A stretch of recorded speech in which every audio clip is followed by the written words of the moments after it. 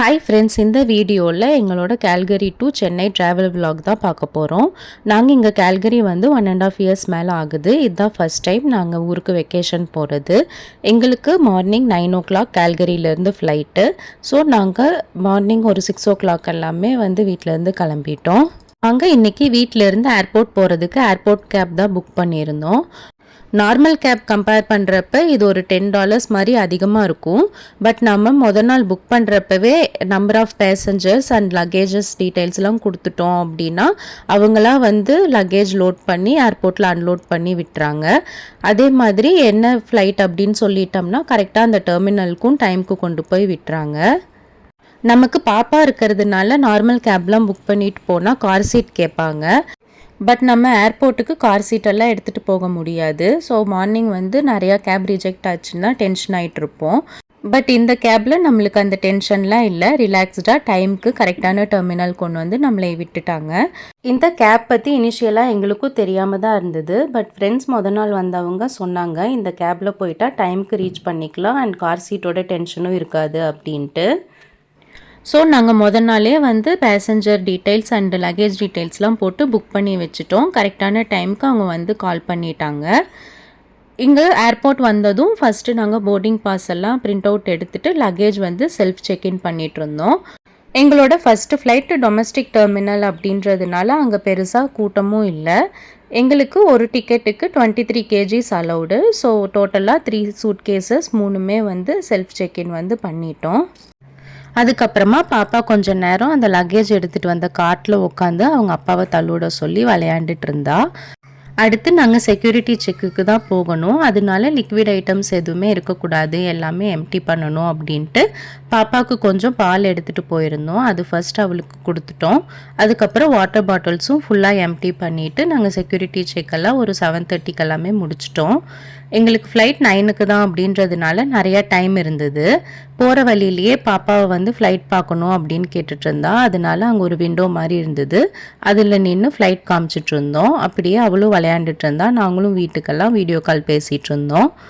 அப்படியே பொறுமையாக பேசிக்கிட்டே பாப்பாவை நல்லா விளையாட விட்டுட்டு நாங்கள் கேட் ரீச் ஆகிட்டோம். அங்கே போய் கொஞ்ச நேரம் வெயிட் பண்ணதுக்கப்புறமா எங்களை போர்டிங்க்கு கூப்பிட்டாங்க.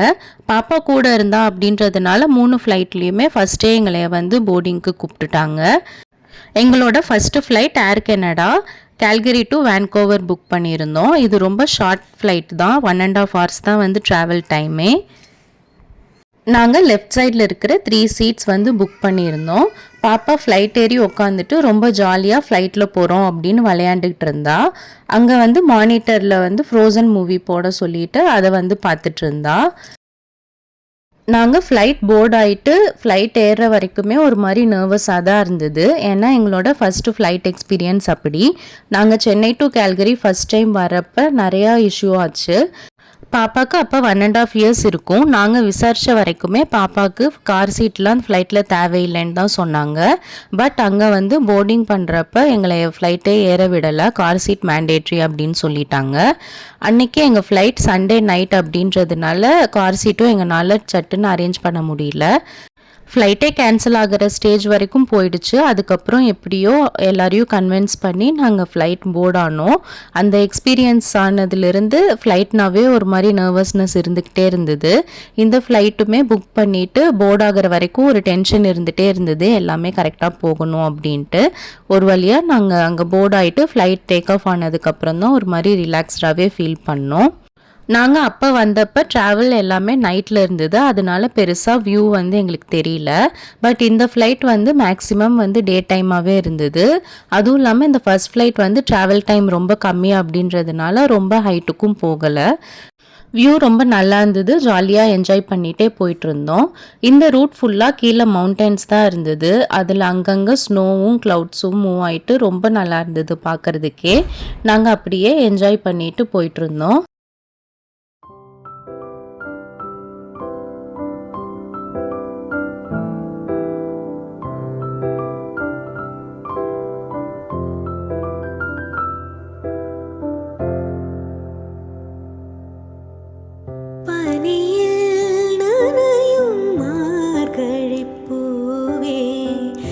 என்னை நீ பிரிந்தால் ஏதொரு வாழ்வே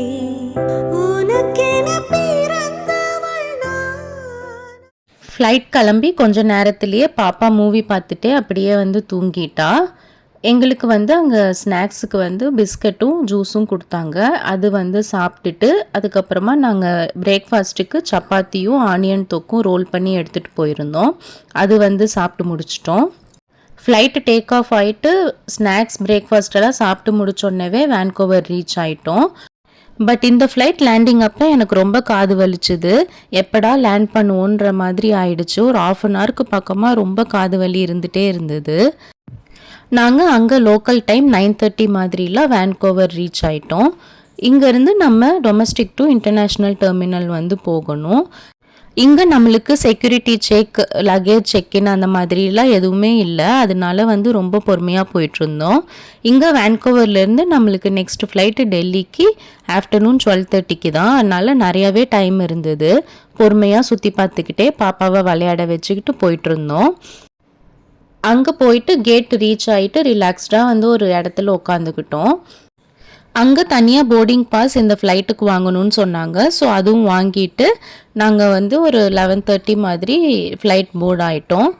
எங்களோட next flight Vancouver to Delhi air India flight. இந்த ஃப்ளைட் தான் டோட்டலாக 16 hours டியூரேஷன். எங்களுக்கே கொஞ்சம் பயமாக தான் இருந்தது. அவ்வளோ நேரம் என்னடா பண்ணுறது, போர் அடிக்குமே அப்படின்ட்டு. நாங்கள் கூட பரவாயில்ல, பாப்பாவை நினச்சாதான் இன்னும் பயமாக இருந்தது. 16 hours அமைதியாக ஒரு இடத்துல உட்காந்துட்டு வருவாளா, இல்லை எல்லா பக்கமும் இறங்கி சுற்றிட்டு இருப்பாளா அப்படின்ட்டு ஒரு மாதிரி டென்ஷனாக இருந்தது. பட் அவள் வந்து நல்லா கோஆப்ரேட் பண்ணுனா. ட்ராவலில் மேக்ஸிமம் ஹவர்ஸ் அவளும் தூங்கிட்டா, நாங்களும் தூங்கிட்டோம். அதனால அவ்வளோ ஒன்றும் போர் அடிக்கலை ட்ராவலு.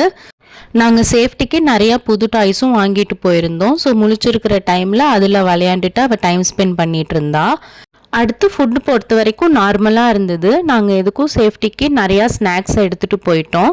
பாப்பாவுக்கு பிடிச்ச சிப்ஸ், பிஸ்கட் அந்த மாதிரிலாம் நிறையா எடுத்துகிட்டு வந்துட்டோன்றதுனால சாப்பாடு ஒரு மாதிரி நார்மலாக இருந்தாலும் ஸ்நாக்ஸ் எல்லாம் வச்சு நாங்கள் சமாளிச்சுக்கிட்டோம். இந்த ஃப்ளைட்லேயும் எங்களுக்கு லெஃப்ட் சைட் 3 seats தான். இந்த ஃப்ளைட்டில் நிறையா நம்மளுக்கு எம்டி சீட்ஸும் இருந்தது. நம்ம ஃப்ளைட் ஏறின உடனே ஏர் ஹோஸ்டர்ஸ் வந்து சொன்னாங்க, நிறையா வேக்கன்ட் சீட் இருக்குது சார், ஏதாவது சீட் போய் ஆக்குப்பை பண்ணிக்கோங்க, பாப்பாவும் இருக்கிறதுனால ரிலாக்ஸ்டாக கால் நீட்டி படுத்துட்டு வந்துக்கலாம் அப்படின்ட்டு.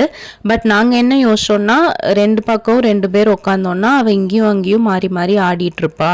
ஸோ அவள் ஃபஸ்ட்டு தூங்கட்டும், அதுக்கப்புறம் பார்த்துக்கலான்னு யோசித்தோம். பட் அவள் தூங்குறதுக்குள்ளே எல்லா சீட்டுமே வந்து ஆக்குப்பை பண்ணிட்டாங்க. அதனால எங்கள் ட்ராவல் ஃபுல்லாகவே இந்த சீட்ஸ்லேயே நாங்கள் இருந்துக்கிட்டோம். பட் அவ்வளோ ஒன்றும் டிஸ்கம்ஃபர்ட்டாக தெரிவிக்கல. பாப்பாவை சீட்டில் படுக்க வச்சுட்டு நாங்கள் அப்படியே உட்காந்துக்கிட்டே ட்ராவல் பண்ணிட்டோம். ஃபஸ்ட்டு அங்கே போனதுமே ஜூஸும் ஸ்நாக்ஸும் கொடுத்தாங்க. அது சாப்பிட்டுட்டு பாப்பாவுக்கு வந்து கொண்டு போன சப்பாத்தி லஞ்சுக்கு கொடுத்துட்டோம். அவள் வந்து ஃப்ளைட்டில் லஞ்ச் ப்ரொவைட் பண்ணுறதுக்குள்ளேயே வந்து இது சாப்பிட்டுட்டு தூங்கிட்டா.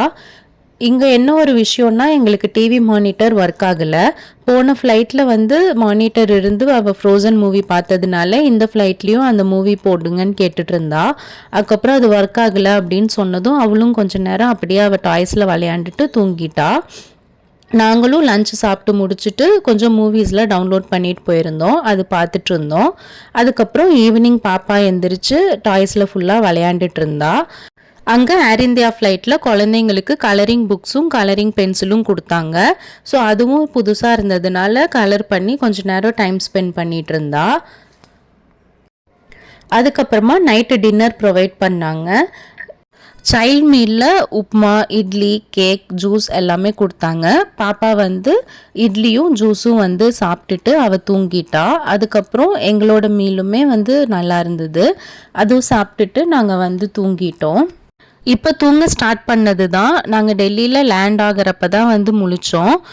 இந்த ஃப்ளைட்டுக்குமே லேண்டிங் அப்போ பயந்தோம், காது வலி வந்துடும் அப்படின்ட்டு. ஏன்னா லாஸ்ட் ஃப்ளைட்டு 1.5 hours ஃப்ளைட்டு தான். அவ்வளோ ஹைட் வந்து போயிருக்க மாட்டோம். அதுக்கே அவ்வளோ பெயினாக இருந்தது. கம்பேரிட்டிவ்லி இந்த ஃப்ளைட்டு டியூரேஷன் அதிகம், ஹைட்டும் அதிகமாக இருக்கும். ஸோ லேண்ட் ஆகிறப்ப ரொம்ப பெயினாக இருக்கும் அப்படின்னு யோசித்தோம். பட் வந்து இந்த ஃப்ளைட்டில் எங்களுக்கு அவ்வளோவா காது வலி தெரிவிக்கல. நாங்கள் டெல்லிக்கு ஈவினிங் ஒரு 5:30 மாதிரி ரீச் ஆகிட்டோம். இங்கேயுமே நம்மளுக்கு ஒரு 4 hours மாதிரி லே ஓவர் இருந்தது. அதனால ரொம்ப ரிலாக்ஸ்டாக தான் வந்து போயிட்டுருந்தோம். இங்கே கண்ட்ரியோட ஃபஸ்ட் என்ட்ரி அப்படின்றதுனால இமிக்ரேஷன், லக்கேஜ் செக்இன் எல்லாமே வந்து இருந்தது. ஃபஸ்ட்டு நாங்கள் வந்து லேண்ட் ஆனதும் இமிக்ரேஷன் வந்து முடிச்சிட்டோம். இந்தியன் பாஸ்போர்ட் இருக்கிறவங்களுக்குலாம் இமிக்ரேஷன் தனி கியூ அப்படின்றதுனால அங்கே பெருசாக க்ரௌட் இல்லை. நாங்கள் போனதுமே ஒரு 5-10 மினிட்ஸில் இமிக்ரேஷன் முடிச்சிட்டோம். அதுக்கப்புறமா வந்து லக்கேஜ் செக்இன்க்கு வந்து போயிருந்தோம். இங்கே ஃப்ளைட்லேயே நமக்கு சொல்லிட்டாங்க எந்த பெல்ட்டில் நம்மளுக்கு லக்கேஜ் வரும் அண்ட் அதே மாதிரி ரீசெக்கினும் இங்கே பண்ணணும் அப்படின்ட்டு எல்லா இன்ஃபர்மேஷனும் ஃப்ளைட்லேயே கொடுத்துட்டாங்க. நம்ம அந்த இடத்துக்கு போயிட்டு நம்ம லக்கேஜ் எடுத்துக்கிட்டோம். இங்கே நம்மளுக்கு வான்கோவர் டு டெல்லி ஃப்ளைட்டில் நிறையா தமிழ் ஃப்ரெண்ட்ஸ் கிடச்சாங்க. ஸோ அவங்க கூட சேர்ந்து தான் நாங்கள் இங்கே லக்கேஜ் எல்லாம் எடுத்துகிட்டு இருந்தோம். பட் அவங்க எல்லாருமே பெங்களூர் போகிறாங்க அப்படின்றதுனால செக்யூரிட்டி செக் வரைக்கும் அவங்க கூட இருந்துட்டு அதுக்கப்புறமா நம்மளோட ஃப்ளைட் இருக்கிற கேட்டுக்கு நாங்கள் வந்து வந்துட்டோம். லக்கேஜ் எடுத்துகிட்டு அதுக்கப்புறமா கஸ்டம்ஸ் கிளியர் பண்ணிவிட்டு நம்ம இன்டர்நேஷ்னல்லேருந்து டொமஸ்டிக் டெர்மினல் வந்து வந்துட்டோம். இங்கே வந்து அகைன் நம்ம லக்கேஜ் எல்லாம் ரீசெக்இன் பண்ணிவிட்டு நம்ம கேட்டுக்கு வந்து ரீச் ஆகிட்டோம். இங்கே நம்மளுக்கு நிறையவே டைம் இருந்தது. ஃப்ளைட் வந்து 9:15க்கு தான். நாங்கள் அங்கே ஒரு 7:30 மாதிரி கேட்டுக்கு ரீச் ஆகிட்டோம். இங்கே ஏர்போர்ட்டில் குழந்தைங்களுக்கு ப்ளே ஏரியா இருந்தது. அங்கே கொஞ்சம் நேரம் பாப்பாவை விளையாட விட்டுட்டு நாங்கள் வீட்டுக்கும் எல்லாமே கால் பேசிட்டு ரெஃப்ரெஷ் ஆகிட்டு வெயிட் பண்ணிகிட்டு இருந்தோம். 8:30 மாதிரி போர்டிங் ஸ்டார்ட் ஆச்சு. இந்த ஃப்ளைட் கொஞ்சம் டிலேவாக தான் எடுத்தாங்க. 9:15க்கு எடுக்க வேண்டிய ஃப்ளைட்டு 10:30க்கு தான் வந்து டேக் ஆஃபே ஆச்சு. நைட் டைம் டேக் ஆஃப் பார்க்குறதுக்கும் ரொம்ப நல்லா இருந்தது. ஃப்ளைட் ஏறினதும் பாப்பா கொஞ்சம் நேரம் அவளோட கலரிங் புக்ஸ் அண்ட் டாய்ஸில் எல்லாம் விளையாண்டுட்டு இருந்தா.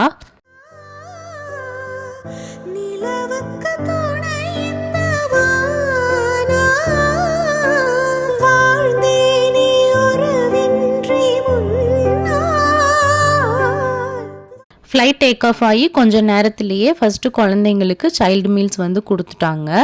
அது வந்து பாப்பாவுக்கு கொடுத்துட்டு அவளை வந்து தூங்க வச்சிட்டோம். அதுக்கப்புறமா எங்களோட ஃபுட் நாங்கள் வந்து சாப்பிட்டுட்டு மூவி பார்த்துட்டு இருந்தோம். இந்த ஃப்ளைட்லேயும் எங்களுக்கு தூக்கம் வரல. இது ஒரு 2.5 hours ஃப்ளைட்டு தான் அப்படின்றதுனால அந்த மூவி முடியறதுக்குள்ளேயே நாங்கள் வந்து சென்னை ரீச் ஆகிட்டோம்.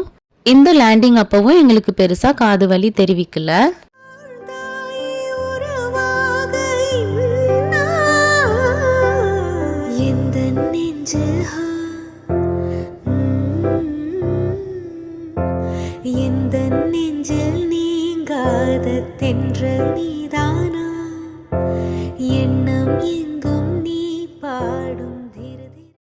நைட் 1:30 மாதிரி நாங்கள் சென்னை ரீச் ஆகிட்டோம். இங்கே வந்ததுக்கு அப்புறம் தான் நம்ம ஊருக்கு வந்துட்டோம் அப்படின்ற ஒரு ஃபீலே வந்தது. நாங்கள் இங்கே லக்கேஜ் எல்லாம் எடுத்துட்டு வெளியில் டெர்மினலுக்கு வந்து போயிட்டோம். நாங்கள் இங்கேருந்து அகைன் எங்கள் ஊர் அரக்கோணம் போகணும். அதுக்கு இங்கேருந்து ஒரு 2.5 hours மாதிரி வந்து ட்ராவல் பண்ணணும். நாங்கள் ஆல்ரெடி வந்து எங்கள் நெய்பர் அண்ணாட்ட சொல்லி வச்சுருந்தோம் இங்கே வந்து இந்த டைமுக்கு பிக்கப் பண்ணிக்குங்கன்ட்டு. அவங்களும் கரெக்டாக வந்திருந்தாங்க. நாங்கள் எங்கள் வீட்டுக்கு ரீச் ஆகிறதுக்கு ஏர்லி மார்னிங் 4:30 மாதிரி ஆயிடுச்சு. பட் வீட்டுக்கு போயிட்டு எங்கள் ஃபேமிலி மெம்பர்ஸ் ஃபேஸ் எல்லாம் பார்த்ததுக்கப்புறம் இந்த ட்ராவலோட சலுப்பே எங்களுக்கு கொஞ்சம் கூட தெரிவிக்கல. ரொம்ப ஹாப்பியாக இருந்தது. இந்த வீடியோ பிடிச்சதுன்னா லைக் பண்ணுங்கள். நம்ம நெக்ஸ்ட் வீடியோவில் பார்க்கலாம். அது வரைக்கும் பாய்.